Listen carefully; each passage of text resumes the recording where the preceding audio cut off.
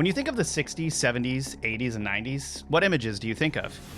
Each had a very distinct style of what the culture was like, with very specific fashion, TV shows, music, design, and everything else. But after 1999, that all stopped. You could look at a TV show from 2005 or 2025, and how the people act and dress and design their spaces pretty much stayed the same. At least, that's the strange thought-provoking theory people are starting to talk about. And I can tell you, I was there. The 80s and the 90s were so distinctly different from each other, and we could see looking back at how different each decade was from the 50s through to the 90s. We were fully aware. That's why Back to the Future was such a fantastic movie. The nostalgia from the 50s was palpable.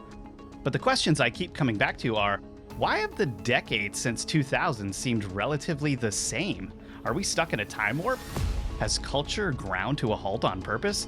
I decided to collect all the evidence I could find of this bizarre Matrix-style time freeze and see if we can figure out what's actually going on. Is it just a pile of technological and social issues creating this, or is there evidence of other theories? Let's go through all of them. Join me, investigative researcher Rob Counts, for a metaphysical show that's out of this world.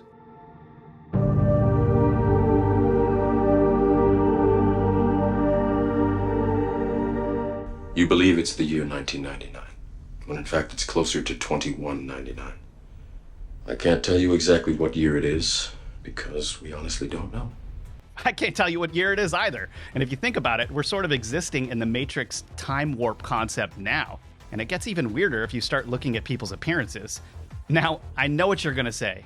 How could things be the same in all the years since 2000? Look at all the massive advancements in computers and technology. I mean, sure, I get it. It's not that nothing has changed. We're talking about cultural distinctions between our decades. But the craziest of all for me of this Matrix time warp was one example I saw on social media. If you watch The Office, which I do, and it's consistently ranked as one of the most popular shows of all time, all of what they're wearing and how their hair is styled and everything looks just like today. You could not guess the year any episode was filmed if you didn't already know, because it literally could be any year beginning with a 2. They're the same picture. The Office actually ran from 2005 to 2013, so it should be decades out of date. But teenagers today have a more extreme version of Jim's hair in season 1. They have a fluffy mop or semi-perm of broccoli hair now, or some in Gen Z have a partial comeback of 90s hair. Where did the distinct decade styles go? Fashion seems to be stuck in this limbo land without anything truly new coming onto the scene, and all kinds of duplicates or copies of the past are coming forward. Just think about all these decade styles. They were so distinct. Greasy Elvis and James Dean hair came from men in the 50s, and Marilyn Monroe and Audrey Hepburn styles for women. Think of Happy Days outfits. 60s had hippies and bright colors. 70s got long hair, colorful plaids, patchwork, and polyester. I mean, who wouldn't want to wear avocado, puke green, and burnt orange knitted ponchos every day alongside a Partridge Family haircut? I mean, I sure do. The 80s brought us Jane Fonda sportswear, shoulder pads, big hair, punk, and fluorescent colors. The 90s was baggy, grunge, flannel, casual jeans and t-shirts, mini skirts, hoodies, and khakis with hair in center parts and curtains. That was wild. And that's where we ended the 20th century, right? But this is also where things got strange. The 2000s never really found itself. It was just a mashup of every style from past decades. Both wide and skinny jeans, sportswear, tight clothes, baggy clothes, hair of every length. I mean, just go into the mall today and you won't find one decade's fashion, you'll see them all. And we've been post-1999 for 25 years. But it's not just fashion, of course. That's just the most obvious because we look at people all the time. Have you noticed that Hollywood doesn't seem to be able to produce a unique script anymore? At least not for our movies.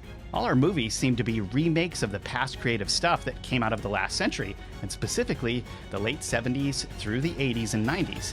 Take a look at this list of remakes I curated from a much larger list on IMDb. Total Recall, RoboCop, Point Break, Footloose, The Karate Kid, War of the Worlds, The Day the Earth Stood Still, Hairspray, Charlie and the Chocolate Factory, Cinderella, King Kong, Clash of the Titans, Carrie, Planet of the Apes, and I hardly brought up any of the horror movies they've remade. That list is huge. Have people gotten lazy, or could something else be going on? In ancient Greek culture, they talked about muses. It was the muses who imparted to people their inspiration for creativity. All creativity came from them. When people had a creative block, they used to say that they'd lost touch with their muses or that the muses had stopped taking care of them. Muses were held in extremely high esteem. What, did the muses stop taking care of people after 1999? Could we somehow be unable to create original stories anymore? And if so, why? Speaking of movies, I was watching The Matrix recently and something jumped out at me that I hadn't ever thought about before. Why did the AI program controlling The Matrix claim that 1999 was the peak of human civilization? The Matrix was redesigned to this, the peak of your civilization. In the movie, 1999 was the point when humans had just enough material benefits to strive for, and just enough misery to keep them occupied that they didn't question their reality. Well, when I looked at our own reality, I realized that he was kind of right. Now, no matter what examples we find, people are just going to try to explain this away, but honestly, there's just no fun in that. If we are stuck in this weird time loop, what could have caused it? Let's go into some theories. Nostradamus predicted that in the 7th month of 1999, a great king of terror would descend on the world. Nostradamus said a lot of things, and I'm not really sure I buy the world ending is what he meant by that. But what is weird is that in late June of 1999, the comet Hale-Bopp was in the sky. Some theories suggest that the comet really hit the Earth back then.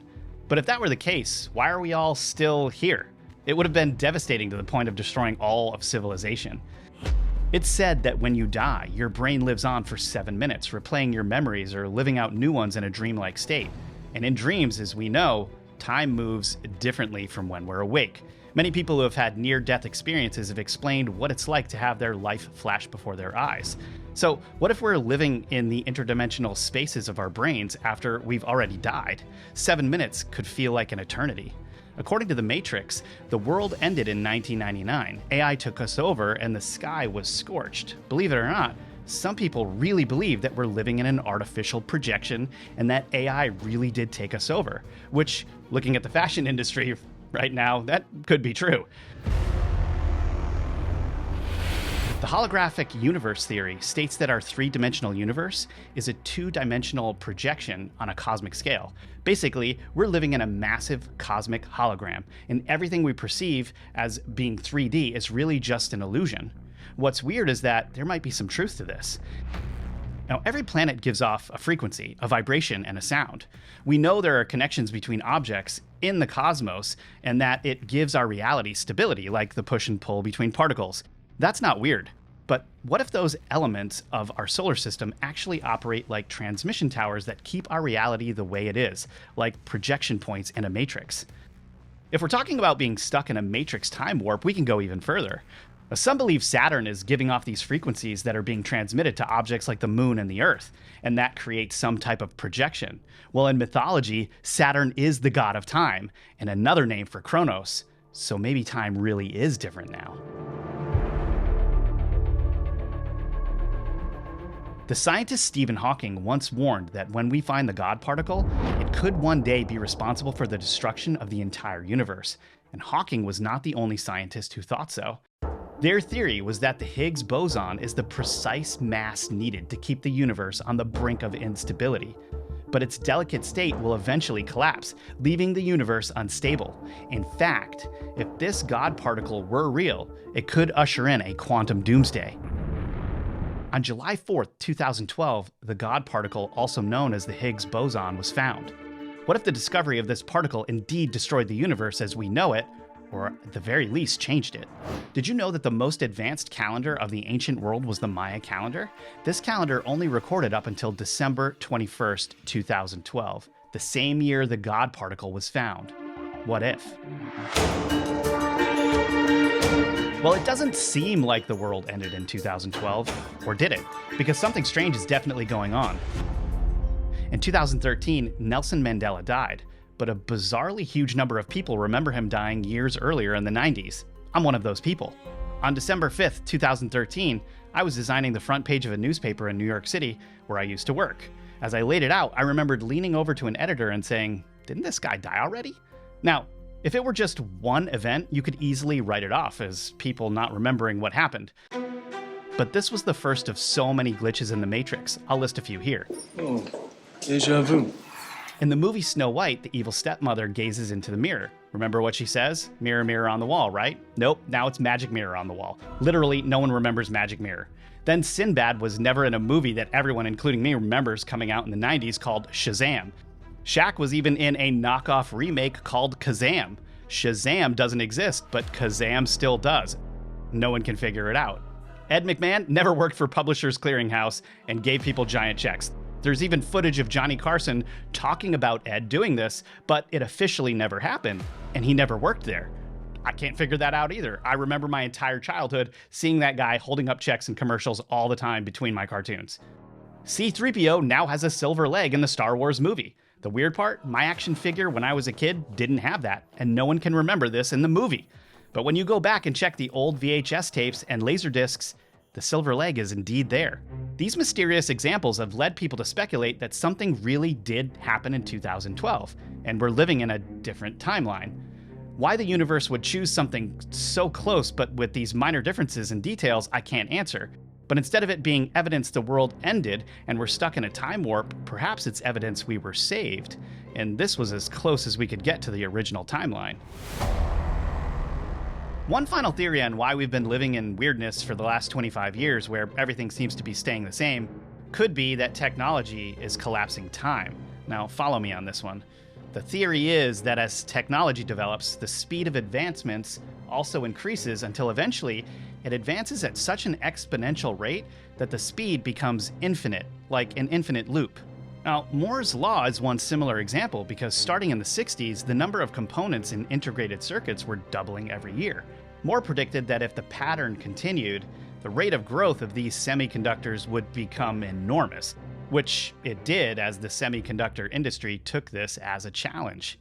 With artificial intelligence being created now and man really merging more and more with machine, this exponential improvement rate of tech has already started. In the time since 1999, in real life, we've been stuck in the same kind of minimally changing culture, except for changes driven by technology. We interact less, socialize less, trends come and go much quicker, and time progression is harder to mark because there are fewer tangible things to mark that time with. Let me give you an example. I saw a comment on YouTube from someone who said they were able to mark the time in the 2000s by when they were married and when their children were born. And I agree, families are a huge marker of time progression, as are major events like weddings, births, deaths, and high school graduation.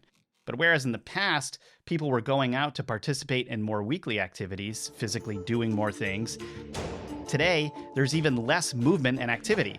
Fewer people go to the mall and even to the grocery store. Teenage trips to the movies, mini golf, or loitering around happen less often than everyone interacting on the phone. Now, this is not criticism of our current reality. In fact, I think there may be some benefits to this limbo land, time warp, matrix reality we seem to be stuck in. We've got so much more of a chance to make choices that change things. Some people think this is super depressing, that we're not creative anymore, we're relying on AI instead of originality, and things are increasingly gray.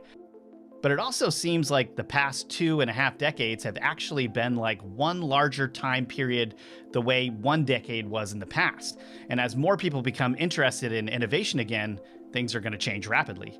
The people breaking out of the matrix and seeing that there's something more to reality happens every day. Just check out the comments on my Dreams Are Real episode. It's going to blow your mind. Now, some people may argue that in the past, the decades weren't really that distinct. I've heard that the 80s was just inspired by the 60s, and the 90s were just a redo of the 70s, as our parents' styles came back around in their own kids' youth.